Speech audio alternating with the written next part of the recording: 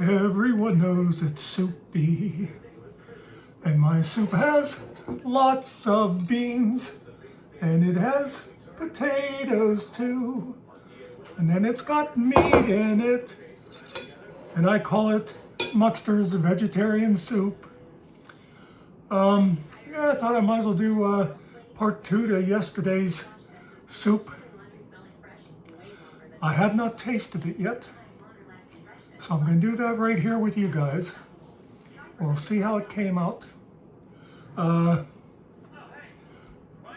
Hopefully you saw yesterday's and you saw. Now one thing you'll notice, when I did the first break, now what I did when I threw it in yesterday, just to recap, I set it for 6 hours. And then it was on warm all night. But whenever I did the first 6 hours, if you remember I threw the whole potatoes in, I decided to go ahead, I just took a knife and went in there and kind of cut the potatoes to make them cook better. And they're actually, I'm surprised they're not mush now, because today I put them on for, what was it, 4 or 5 hours of low heat. And then of course it went to warm after that. But that's my thing. I believe in, like, soup is something that you should just cook the hell out of. And you know, here's something if you don't know about it. Soup, basically, it'll last forever if you leave it on the heat.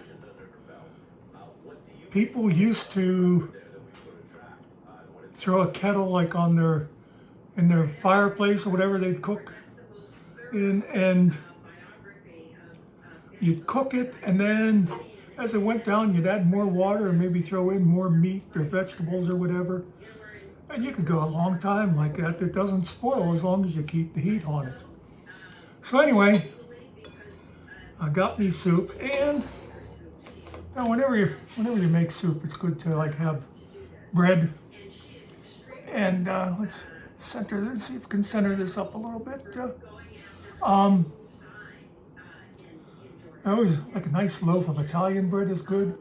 What I decided to do was I got myself some garlic bread. I thought that would go good with this. So the first thing is, now you notice I'm using the giant bowl, but you notice I didn't fill the thing. That probably is like 2 normal bowls in there. You know, saves the trouble of going back for seconds. Let's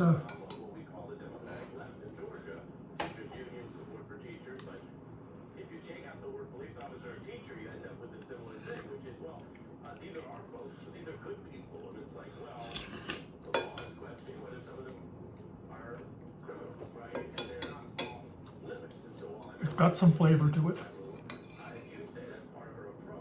And of course the thing with soup is, I'm going to go ahead and just leave that on warm. And this will be even better tomorrow. Speaking of the garlic bread, something you know, when I was working at the library, pretty much every day I let the pizza shop made my lunch. And every once in a while, I used to they did garlic bread, and I guess probably about this size, on their regular hoagie roll. And it'd be butter and garlic, and they'd put cheese on it. I think probably provolone cheese. And sometimes what I'd do is I'd get order garlic bread and an order of chicken fingers, and put the chicken fingers on the garlic bread as a sandwich. You wouldn't believe how good that tastes. Let's go ahead and dip up a little of that broth.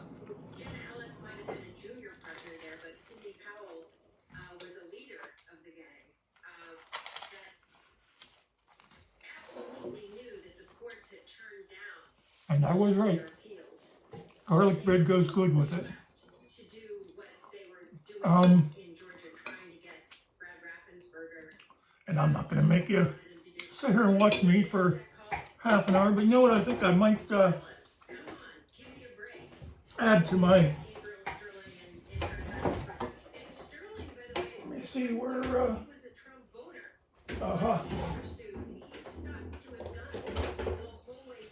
give it a little bit of hot stuff now. I have another hot sauce in there. It's a homemade one that someone gave me. But this one was easier to hand, but that hot sauce, oh boy, if you like hot. I took just a little taste of it the one day, and my tongue was all numb, and it's definitely not something I would, I think my hot sauce is clogged. Something that I would just go and take a spoonful of and eat it. But it definitely, I can see having that. I'll tell you a hot thing I used to like. Some of you will remember Jeannie, our friend Jean. She used to have this stuff. And I think it was actually her brother would make it. And it was different kind of peppers and that. And I don't know if they were like pickled or what. There's different ones shredded up. And it was hot, but oh, it used to be good on like fried potatoes and stuff. If Gene's brother is still alive and he's out there listening somewhere, I will gladly give you $1.87 for a jar of that stuff. Anyway, folks, here, let me take another taste here now that I put the hot sauce to it. Now, one thing too, a lot of times I don't cook with hot sauce, because that way, if someone comes along and you say you want a bowl of soup, you don't have to worry about killing them. You know, a lot of times it tastes just as good if you put it on after. Although one thing I used to like to do, I almost always would have jalapenos in the fridge. And it's funny, as soon as I say jalapeno, my mouth watered. A lot of times if I'd make beef soup, I'd pour a little jalapeno juice in there. And that just seemed to really bring out all the flavors and stuff. So let's see, let's have one more here that I've mixed in some of the hot sauce.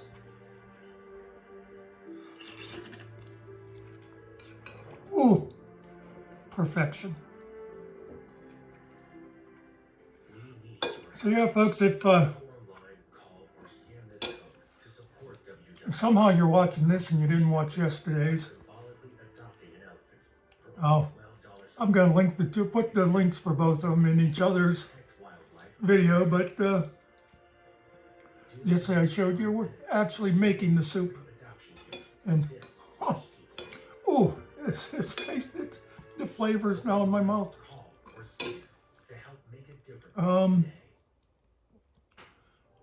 So yeah, if somebody when it stops by, I'll give you a small bowl.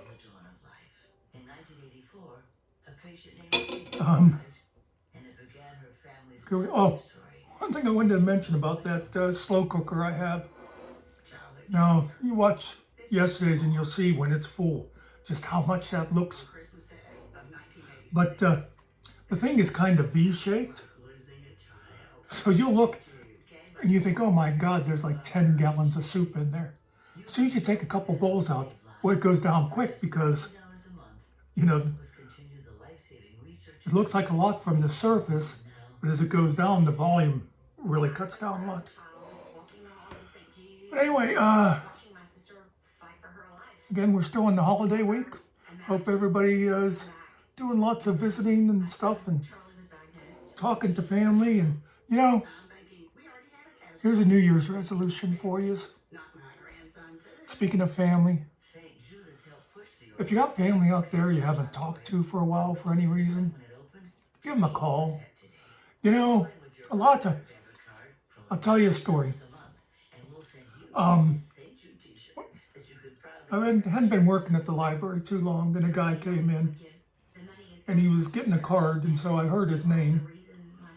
But there used to be a guy along the Muckster Highway that every year would do a big Christmas display. It was all lights, but he had his house set way back from the highway, and he had a big front yard, and there was all these small trees in there, and he would light them all up, you know, and they were all different colored and looked really nice. And my mother at the time was working up that way for a family, and I'd go up every night to pick her up at 11 o'clock. And I'd drive by there and I'd see those lights, and it just looked so nice. So the one day this guy comes in the library and he's getting a card, and I heard that last name, and I said, "Oh, are you the guy with the Christmas lights up along the highway?" He says, "No, that's my brother." I said, "Oh, because I was just going to say how much I enjoy those, how nice it looks." And he said, "Yeah." He says, I heard it's nice. I've never seen it. Now, at the time, I know this guy had been doing those lights for like 10 years anyway. And here's his brother, who they lived like maybe 5 miles apart. And he'd never even seen his Christmas lights. Now, who knows what the story is? But, you know, you run into these things a lot of times it seems to happen like after someone dies. You know, grandma dies, and you got two sisters who always like grandma's music box. And one of them gets it. Maybe grandma said, "Give this to Susie." Or for whatever reason, the one ends up with it. And 20 years later, the two sisters still aren't talking, all because of a stupid music box. And it's just sad, you know. Now, granted, sometimes there's family that there's a good reason never to talk to them again, but so often these things start from a stupid reason. I mean, I had some things happen where I held grudges for a while and just decided it wasn't worth it. And, you know, you don't even have to, like, call them up and take the blame. You don't have to apologize if you don't feel that you need to, or you just call up and say, hey, how you doing? Is your son still in the army or whatever? Just start a conversation, and it kind of works out the same anyway. So anyway, try that as your New Year's resolution. Yeah, it's, you know what they say about blood being thicker than water. It's a lot harder to drink. Anyway, folks, I am going to enjoy this soup and go back to rewatching Game of Thrones. I'll